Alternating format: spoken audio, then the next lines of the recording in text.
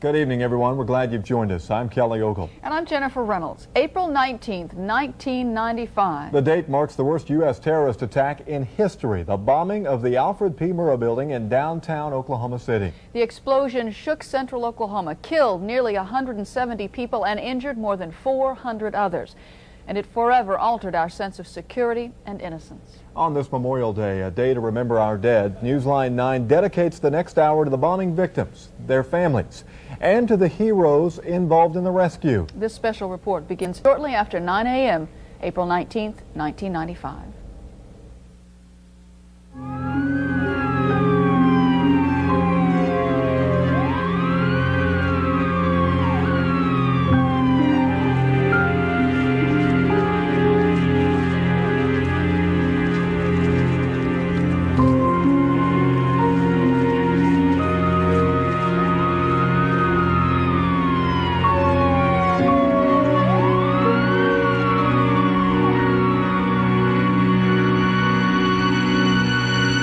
This is a Newsline 9 Memorial Day special. Terror hits home.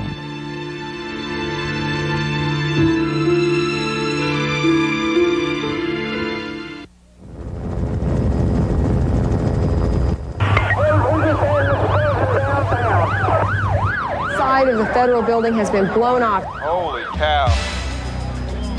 Ambulance tell him there'll be a mass unit dispatch. Tremendous blast came through the windows, blew us out of our chairs onto the floor. 24 acres, we're 97. We got damage and injuries all up and down Broadway. I thank the Lord that I wasn't sitting at my desk at that time, because that portion of the building is gone. Did every available information get fire everybody. They are bringing people out that are just covered in blood. Ambulance crews have been arriving for the last 10 minutes, and they are going into the building. The whole back of the building just fell in on us. We've got a lot of children hurt over here at the YMCA also.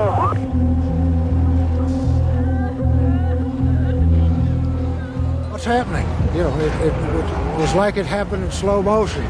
All around us there are dazed people, some with blood, some the shirts hanging off of them, glass, debris everywhere, fires burning in the parking lot.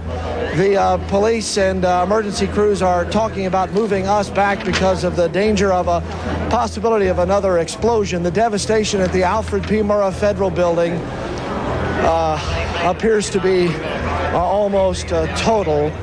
I've got 6 to 7 people down in the 100 block of Northwest 6. I need ambulances. Don't know what happened, just a blast.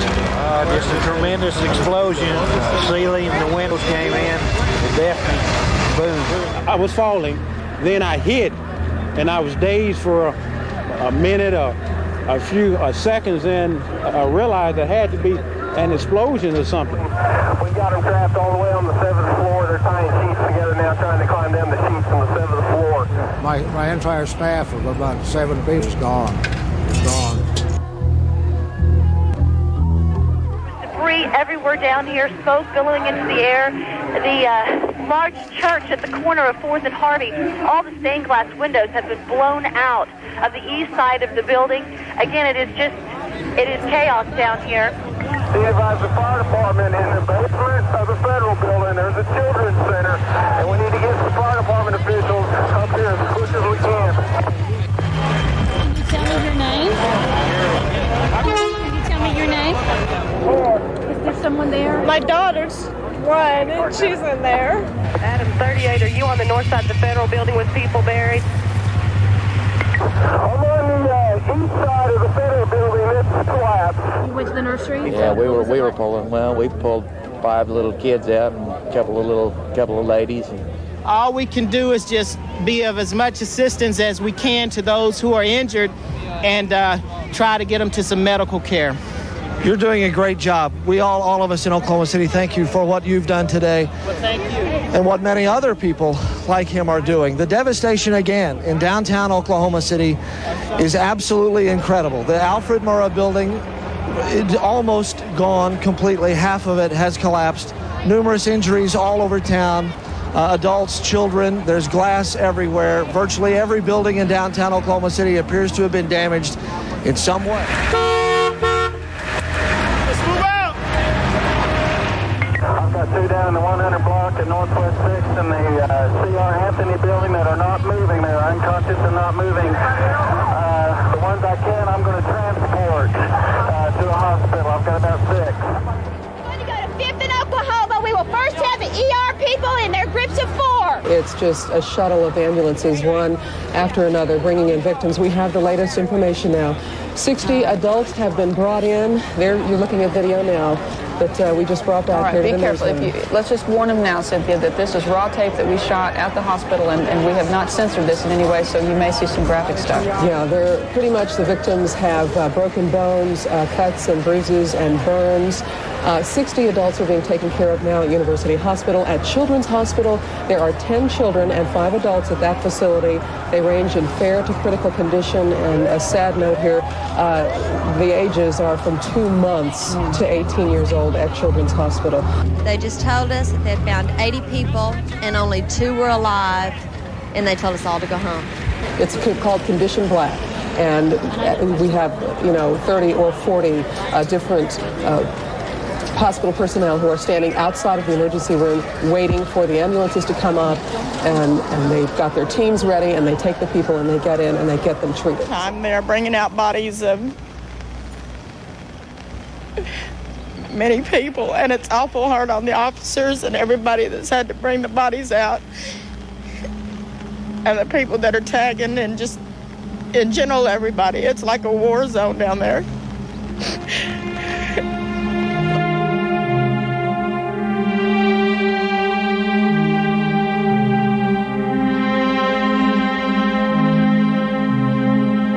But you've seen the pictures from the Murrah Building. It would be a miracle of biblical proportion that someone did not die inside that building. My feeling is that many people did. And many people also are in very critical condition out here on the streets of Oklahoma City. Let's move these people at least to the middle of the street, because we got glass fixing to follow us from behind, okay? Ocean 2 headquarters, there's people trapped in this situation on like 6th floor. Up here on the 5th floor, right on the end. I can walk from here, from my office to the door where I normally enter, and there's nothing there anymore. It's from me to these individuals that the building's gone. It's just astonishing to me that an evil human being would do this to children and other innocent people. It's just absolutely astonishing, especially here in the middle of Middle America. That's the thing that's going through my mind right now. This is something that happens somewhere else. This is something that happens in places like Beirut, places far, far away, places with strange-sounding names. It's not something that's supposed to happen in places like Oklahoma City. It's not something that's supposed to happen at home.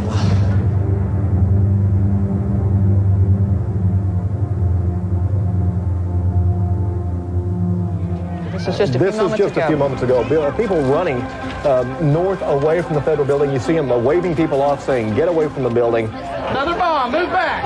My mom's in there.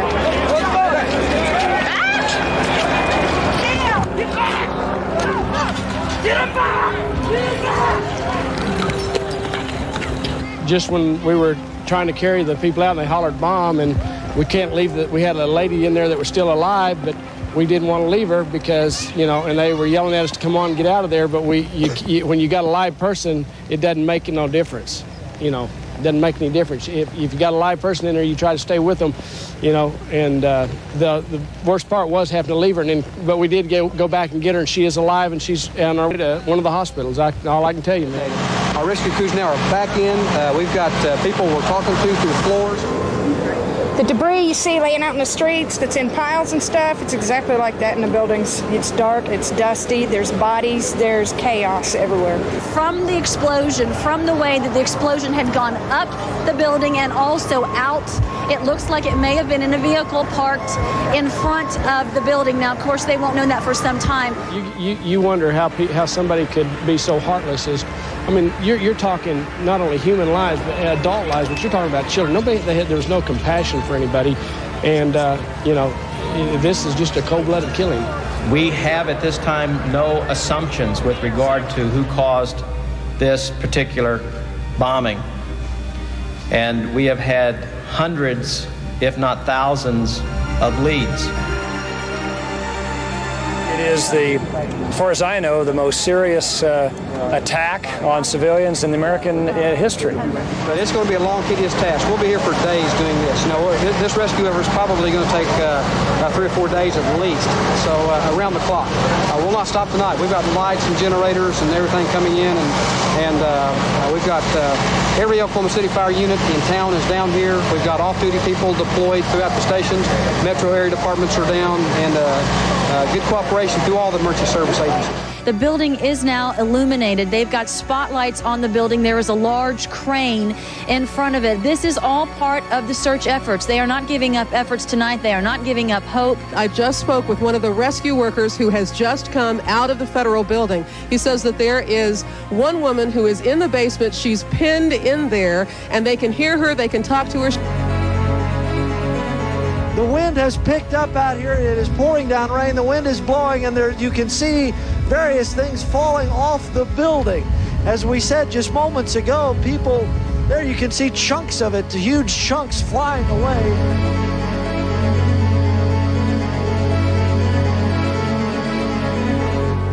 Finally, let me say that I ask all Americans tonight to pray. To pray for the people who have lost their lives, to pray for the families and the friends of the dead and the wounded, to pray for the people of Oklahoma City. May God's grace be with them. Meanwhile, we will be about our work.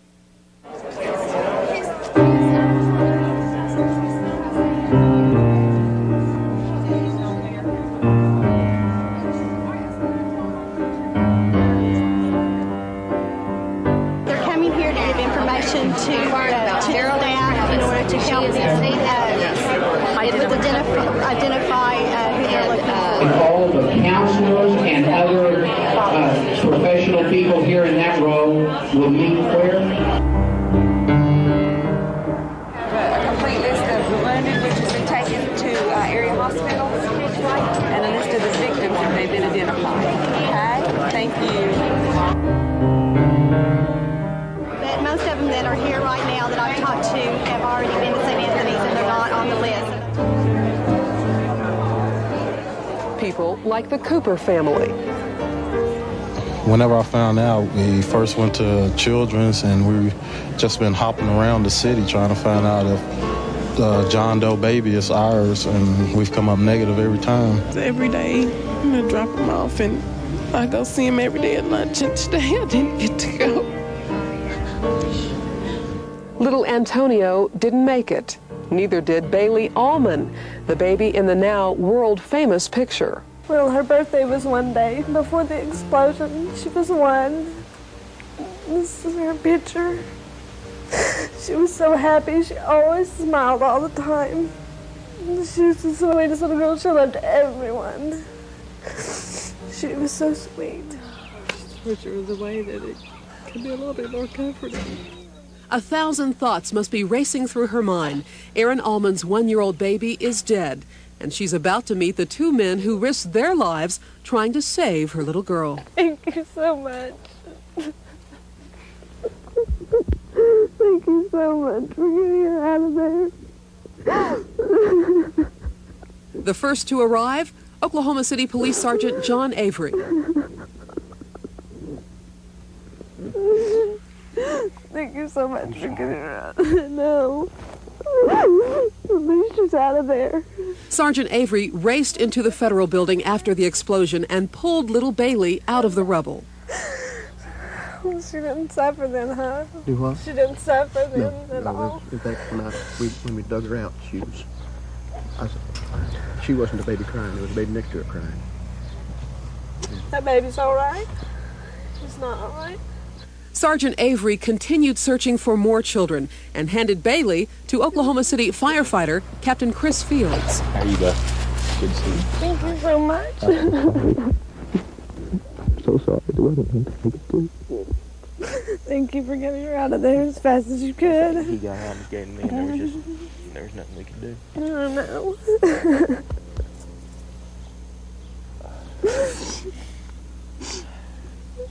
I'm gonna miss her. Here's a man right here that got her out, though, buddy. You got good to meet you, buddy. Thank you for bringing it. A rare moment when two rescuers are reconnected. The kind words and tears, some their own tears, are reminders of why they do what they do. It's their time to be human. When I was holding her, I think of my son, I see my son, and when I get home and see my son, I see her daughter, so. I went home last night and hugged my kids for hours. And we went out late and then went home and hugged them again. And in fact, I just talked to them on the way down here, and they just said, "Daddy, please hurry and get home. Daddy, please come on home." That's all they can think about right now, to get me home. Do you feel better now that you've met them? Yeah. What's it like? At least I know, and they're really nice people. And that one, the fireman, has a 2-year-old little boy. So I feel a lot better knowing that they were that nice to help her. We have not recovered any more children. We still have the number at 13, and all 13 of those children have been identified. To me, every knock on the door and every telephone call is somebody else who cares, and every flower in this house, every plant in this house, to me it's just a symbol of love, and it just shows how much the people care, because they're coming from everywhere. And to me, that's one of the things that's keeping me going. And that's not easy when you consider her loss. Edie Smith's only 2 children were killed in the explosion, 2-year-old Colton and 3-year-old Chase. I woke up this morning and I thought that today was going to be a good day, Today was going to be a good day, and I didn't think I had any tears left in me, and I've cried several times already today.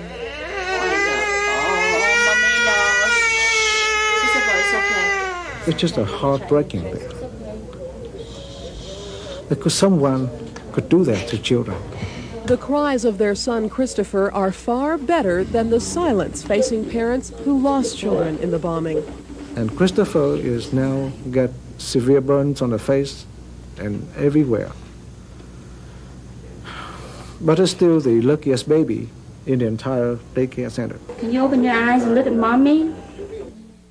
Christopher is one of 6 children in the Federal Building Daycare Center who survived the blast.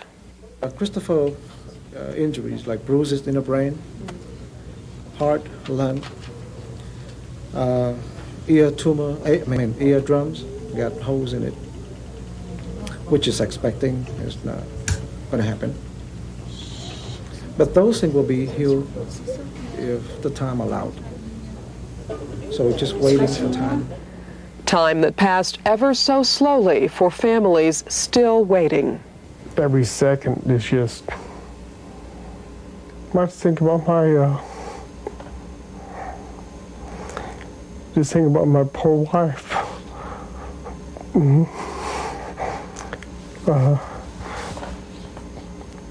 Just wanting to end this, and again, just get her to put her to rest, because she was just so beautiful. Beautiful and a believer. She played Mary, Mother of Jesus, in the Easter play at Oklahoma City's Nob Hill Baptist Church. But most of all, she was a good mother to 5-year-old Kylie and 8-year-old Erica. Well, hopefully they'll find her soon, because just waiting for me is just agony. Just not, I know she's gone, but I would just like to put her to rest. So for now, waiting families turn their attention to lights of love, the sign of hope from strangers. The other day, there was just everyone had their lights on, and it really helped me a little bit knowing that people do care. and seeing the Flagstaff Mass shows respect for everyone, affected by this tragedy. People like Peggy Holland. In the Easter play, a crucified Jesus rested in her arms. Now, it's Peggy's turn to rest in the arms of her Savior. Eventually, Peggy Holland's body was among the 167 others recovered before the building was brought down.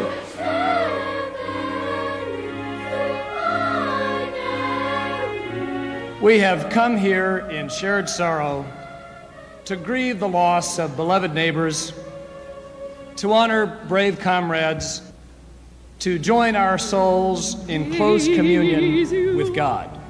On eagle's wings, bear you on the breath of dawn. If anybody thinks that Americans are mostly mean and selfish, they ought to come to Oklahoma.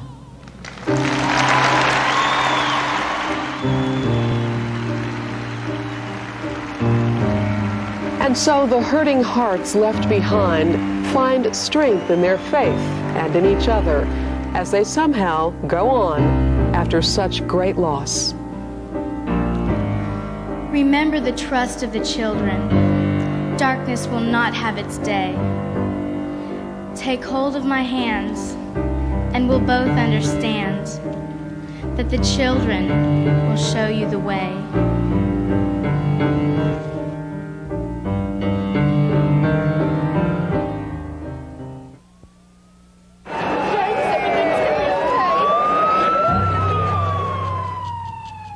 The smoke hadn't even settled yet, and I was just going, good Lord, this is just complete. This is complete death, These people didn't deserve this, I've never seen the likes of those poor little kids. They're all buried under there still. We can't get to the kids. Joey Fansler was supposed to roof a house on April 19th. Instead, he walked straight into the halls of hell. That was the devil's hand, casting a dagger of death into the heart of the United States of America.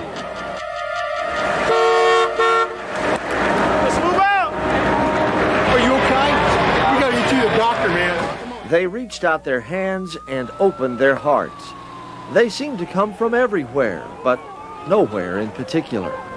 We call them heroes now, these hundreds and hundreds of Oklahomans, in suits and in uniforms. Just ordinary people, really, until 9:02 April 19th. In the minutes and the hours and the days after, they were extraordinary. Sitting here. Yeah, just sit right here. We gotta find his brother. Hey, don't worry about his brother. I found 3 or 4 of the little guys, Bless their little hearts,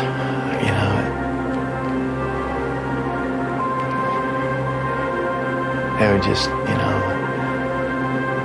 they never knew a thing, though, It was all over so fast. They never felt a hint of pain. It was just like a candle. It's burning and then it's gone. They were with God after that, We kept taking the babies out and just putting them in their own playground. We had to lay them in their own playground and they couldn't play anymore. I really wanted to find somebody alive. I really wanted to be able to help somebody continue to live their life by getting them out. And so they accept the title hero with reluctance. I think a hero is somebody that does something that nobody else would do. And I saw lots of policemen in there. I saw lots of firemen going in there. I saw lots of civilians going in that building. Something that everybody does doesn't make you a hero. It's something that nobody else will do. And on that Wednesday morning, everyone did something. But there were scant few lives left to save. Many rescuers would dig through the rubble and find only frustration. The lucky ones saved a tiny life. Just went and tried to see if I could be of assistance in some kind of a way. You know who you're holding right now? No. Newsline 9's Kelly Ogle tells us another hero's story. Got out of the car and started heading towards the Federal Building. We began running into individuals that were injured. Gruesome murder scenes, terrible traffic accidents. Detective Don Hull had seen everything, or so he thought, before April 19th. The horror unfolding in the bombed-out Federal Building overwhelmed even the most experienced officers. I remember looking up to the third floor, and there was a gentleman seated that was calling out for help that had lost both of his legs. Detective Hull knew there was a daycare center in the building and about where it should have been. He and several others climbed over a mountain of rubble, determined to find the bombing's youngest victims. I could hear whimpering and crying and moaning. And you just kept moving towards the sounds. Hull found 5 children who were already dead. And then, under 3 feet of concrete, steel, and trash, he uncovered a tiny foot. The last child that I located was Joseph Weber. But the boy wasn't breathing, and his arm was twisted behind him in a sickening position. I gently took his left arm and started to move it around to the front of his body, and as I did, he kind of gasped and jerked and started to cry. We will get a car to take him to a hospital if we need to. Hull clutched the little boy's body to his, using his chest to apply pressure to a huge cut on the child's face. He headed toward the ambulances. As I approached this area, I heard a woman's voice screaming that was my baby. That in and of itself terrified me, that this mother is about to encounter her child in this condition, and I honestly didn't think he was going to make it. Several times, little Joseph stopped breathing, and Detective Hull got him going again until finally the medics took over. Hull left Joseph in an ambulance and returned to search the bombed-out building for more victims. I was told later that he didn't make it, which just totally crushed me. For the evening, I thought I could have ran faster, I could have this, I could have that, but I was watching the news like everybody else, and I saw Dan. And I recognized him, and I went, wait a minute, this is the father of the little boy that we got out and got started. And so I immediately called the hospital, and I said, please tell me that this is the little boy and that he's okay. And he was. This is a full-grown Simba, which means he has to become full-grown. 2 days later, the hero, armed with a stuffed animal, visited Joseph's parents at Children's Hospital. I'm so glad that he's okay. I'm so glad that you were there, because he wouldn't be if you hadn't been there.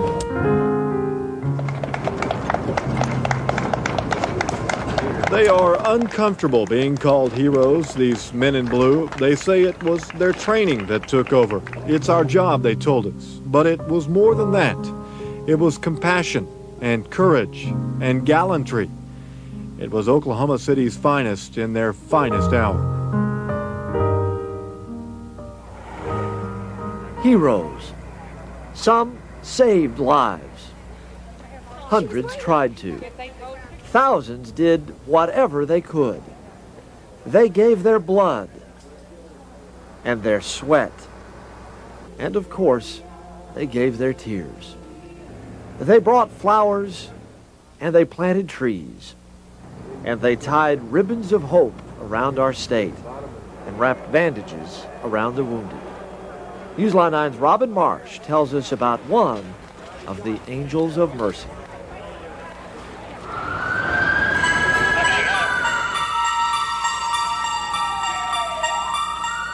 It was bad. My first feeling was I don't know what happened, but it's really bad, and a lot of people are hurt. She's having a seizure. She is. She's going to need a chair. Stretcher. She's got a seizure.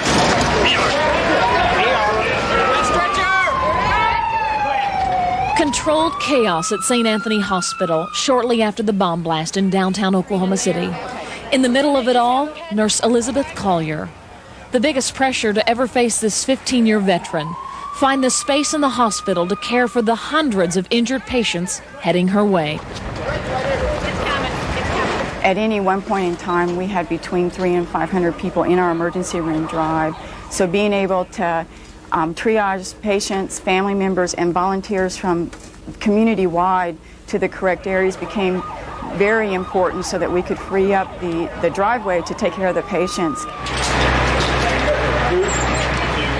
We also had multiple staff members, physicians and nurses, and the hall was filled with supplies so that we could triage. A month later, life in the ER, and for Nurse Collier, is a bit more normal. But there are things about April 19th that will haunt her for a lifetime. It's wherever I went, whether it was to the outpatient clinic, here in the emergency room, or in our intensive care unit, I remember the crunch of the glass under my feet. A talented nurse who triumphed under pressure, a rescuer who defines a true hero. And I don't think there were one or two heroes that day. I think there were thousands. And I'm honored to be included in that group.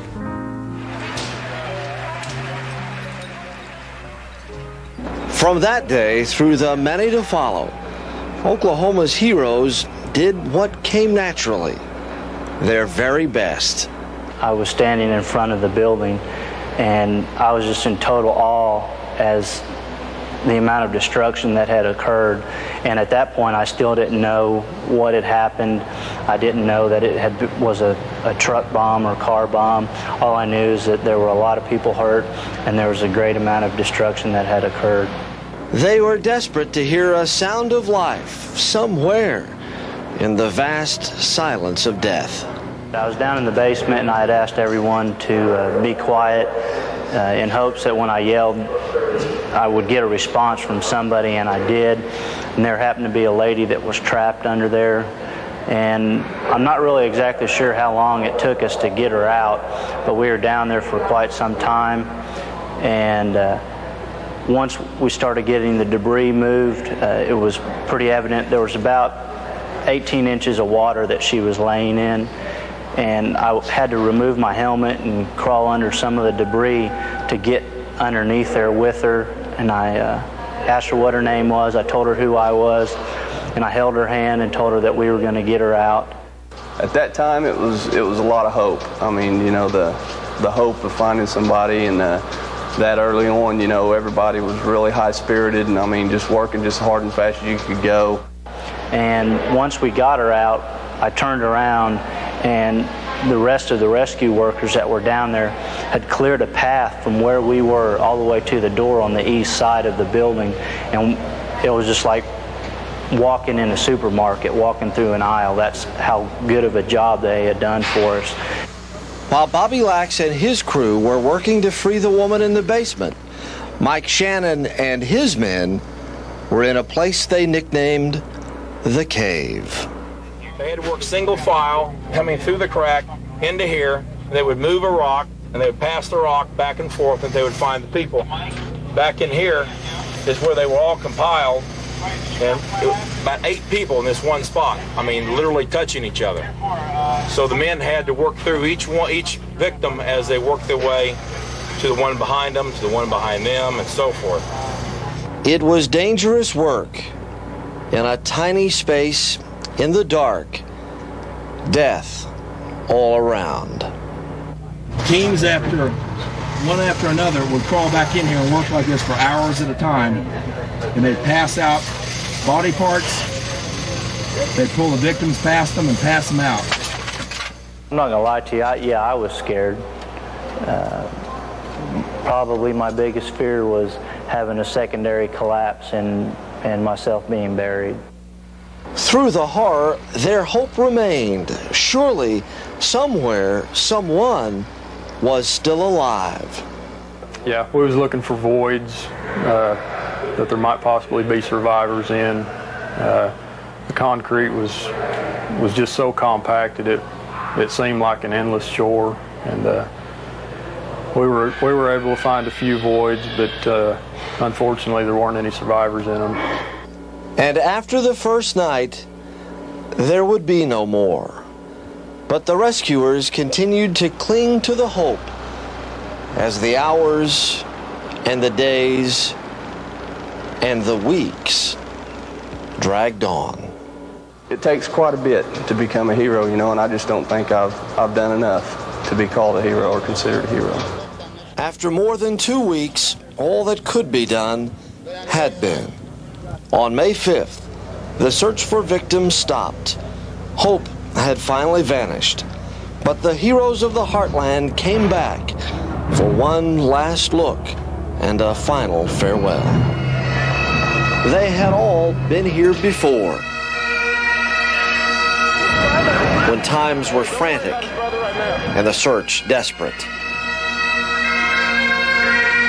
They came back this last time in silence, lost in 1,000 thoughts. The most beautiful memorial left by anyone is not in the rubble of this building, but in the hearts and the lives that knew them and loved them. We come today to remember their lives, and we come today to offer thanks. Thanks for the hundreds and hundreds of people who were involved in the rescue and recovery efforts. As the anguished sound of a lone trumpet filled the still air, red roses sailed into what's become a symbol of horror and honor. From everywhere they watched, from up high and down low. Because even here, on this spot, where a madman's nightmare came true, a little boy can still look up to heroes.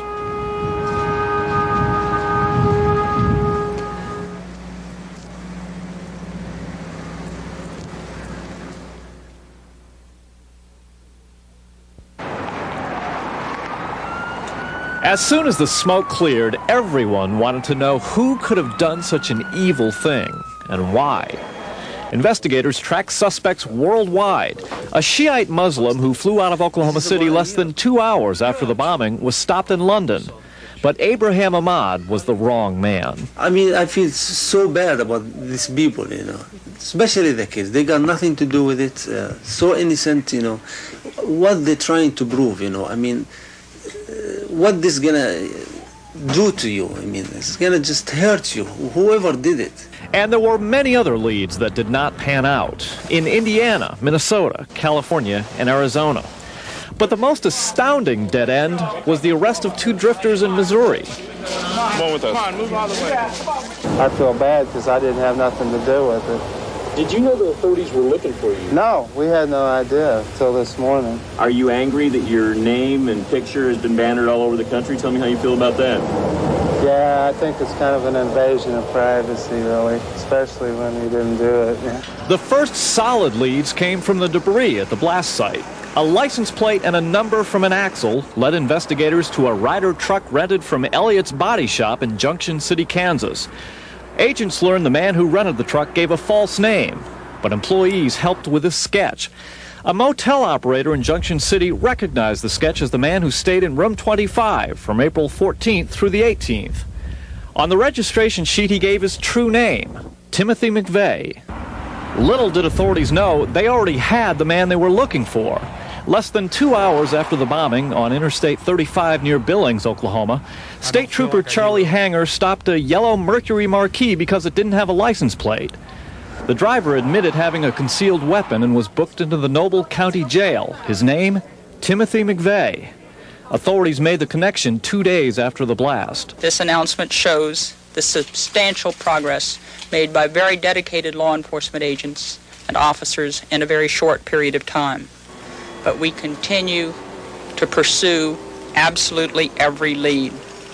We are determined that we will not rest until the people who perpetrated this terrible act are brought to justice and convicted. McVeigh became the first suspect charged with the Oklahoma City bombing. The FBI made Kingman, Arizona a major focus of the investigation because McVeigh had lived there on and off the past couple of years. Newsline 9 traveled to Kingman and learned McVeigh had many different jobs for a few months at a time, and he moved around a lot. He lived across the street from Jack Gaughan for about 3 months. There was 2 young fellows and a girl came in a light blue Ford pickup with Michigan license plates on it. One resembles the drawing in the paper of John Doe number 2. McVeigh bought Gaughan plastic tubing for his yard with his employees' discount while he worked at a hardware store. McVeigh was also a part-time security guard. He's just your average kind of guy, knowing that, nothing outstanding about Tim would stick out in my mind at all during the time that he worked for us. He was friendly when he'd come in. I mean, my encounters with him were always very brief. I never knew anything about his personal life, but I can say that on a business level, he was extremely professional. McVeigh went to Arizona in the first place to visit an Army buddy, Michael Fortier. The FBI raided Fortier's trailer and made him appear before a grand jury in Oklahoma City.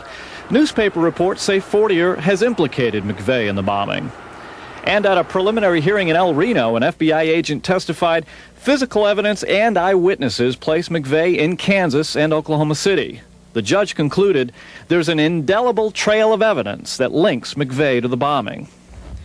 McVeigh gave an address at the motel in Kansas and the Noble County Jail that led authorities to 2 other suspects, another Army buddy, Terry Nichols in Junction City, Kansas, and Terry's brother, James Nichols, in Decker, Michigan. Authorities searched both of their homes and say they found evidence that links Terry Nichols to the blast. He is the second man charged in the Oklahoma City bombing. My client had no knowledge of this event until the 20th of April, after it happened, and certainly was not connected to it. Newsline 9 traveled to Michigan to learn more about Terry's brother, James Nichols. He's charged with using explosives at his Michigan farmhouse, but is not charged in connection with the Oklahoma City bombing.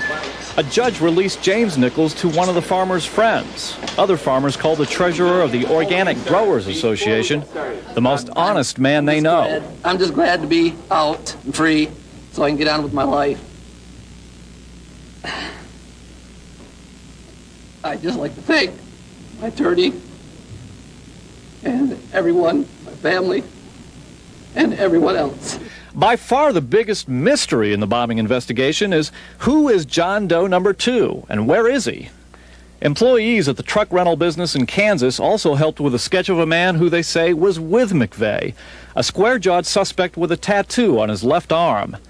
Authorities made a second, then a third sketch of John Doe 2 with a ball cap, based on a description from an Oklahoma City man who says he gave McVeigh and John Doe 2 directions to Northwest 5th and Harvey, the Murrah Building, 30 minutes before the bombing. So he pulls up and, gets out of the truck?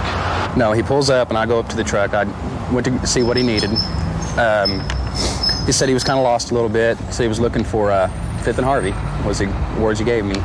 He did not distinct a building, the Murrah Building or nothing like that. He just asked me where direction of 5th and Harvey was.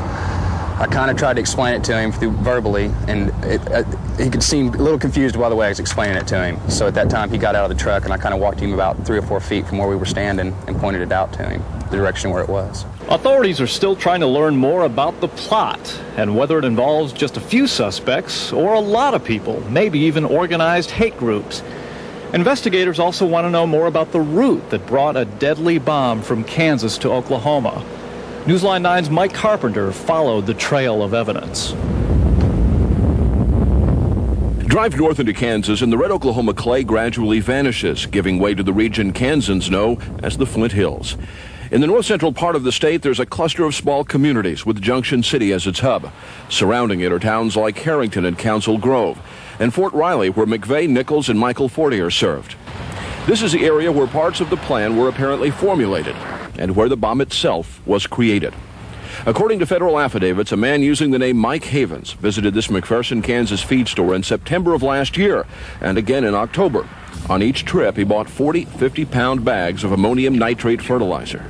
From there, a 45-minute drive to Council Grove and a nondescript mini-storage on the north side of town. He rented Unit 40, and at the opposite end of the same building, out of sight of traffic, Unit 37. For 6 months, the fertilizer was apparently stored here, unused, but not forgotten.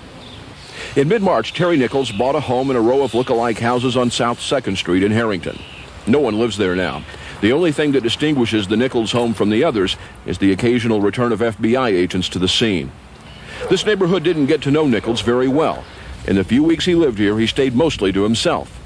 Even to the people who did know him, Nichols was something of a mystery. Realtor Georgia Rucker sold him the home. He told you he didn't pay taxes. Right. And, I'm thinking as a realtor, gee, I got to tell Mr. Seek, is that Mr. Seek. look, this guy's really interested in your house, but he doesn't have a social security number. He doesn't pay taxes.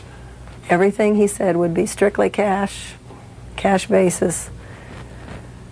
Yeah, it raised questions, and I did tell Mr. Seek. But a seller can do whatever the seller decides to do. Mr. Nichols gave us references, and Mr. Seek called references, and everyone had a good opinion of him. Meanwhile, Timothy McVeigh checked into this motel in Junction City. He was a very regular, nice, neat, young American guy. And federal affidavits say the two talked frequently by phone. Newsline 9 has learned that a witness has placed Terry Nichols or someone resembling him at the Council Grove mini storage prior to the attack. For 2 weeks before the bombing, the witness told the FBI, a truck identical to Nichols' pickup was parked here almost every day. The witness saw a man he thinks was Nichols working here, but doesn't know exactly what he was doing. No, not a word. Absolutely not a word. What's your name? Another witness's tip brought FBI agents to the Geary State Fishing Lake between Junction City and Harrington. They cordoned off the area for days, and divers searched the lake for clues. But it was on a bluff overlooking the lake that investigators found evidence. At this point, the only thing I tell you is you can't go up on the ridge. This isolated spot, they believe, is the place where months of planning finally produced a weapon. A mixture of materials, most of which anyone could buy, blended and packed into 4 tons of death. Agents found traces of fuel oil and pieces of detonator cord. And Newsline 9 has learned they made plaster casts of tire tracks and footprints. It's a remote area, seldom visited by locals. A perfect place for secretive work, one might think. But from the nearby highway, the top of a big truck would be plainly visible, and was, witnesses say, on April 18th. From Geary Lake, the Ryder truck, now loaded with the bomb, apparently headed south on U.S. Highway 77, which eventually runs through Edmond and into Oklahoma City. Following it, according to some witnesses, was a blue pickup truck. They apparently stopped at this convenience store on the north side of El Dorado, Kansas, then headed south again through El Dorado and Augusta, past Winfield and Arkansas City, and sometime shortly after 3 p.m. on April 18th, crossed the border into Oklahoma. At about 4 p.m., the Ryder truck, followed by a metallic blue pickup, pulled into this convenience store on the south side of Newkirk. None of these employees were here that day, but those who were say 4 men, including McVeigh and Nichols, were in the group. Do you know, did they pay with cash, credit card? Cash. Cash. Paid with cash. Some witnesses say they saw the men near Perry late the evening of the 18th. The last sighting, just before the bombing, was the next morning, north of downtown, a few minutes before the explosion.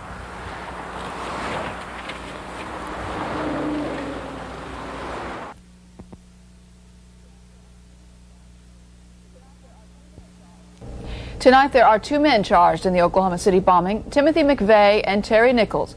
Late last week, Nichols' attorney produced names of witnesses who placed him in Kansas just before and just after the bombing. And the search for suspects continues. Officers are still looking for John Doe number 2, while a grand jury considers indictments in the case.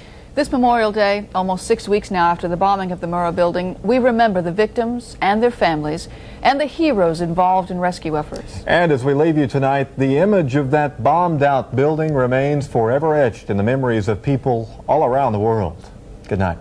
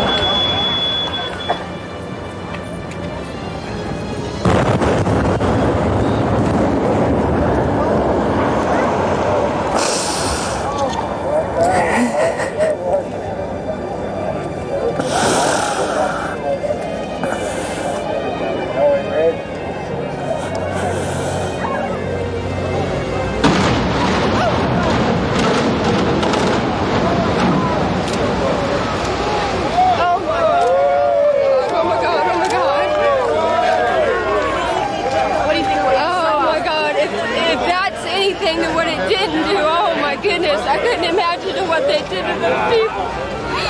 Oh my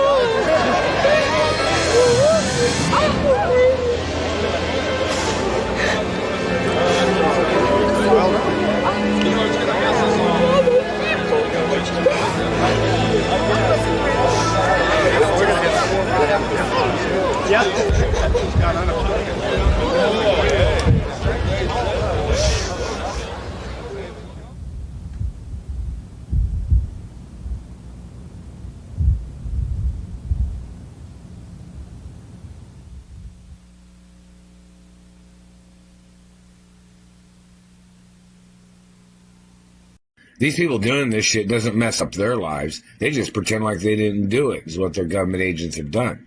But they're the ones in possession of the technology that are doing these things.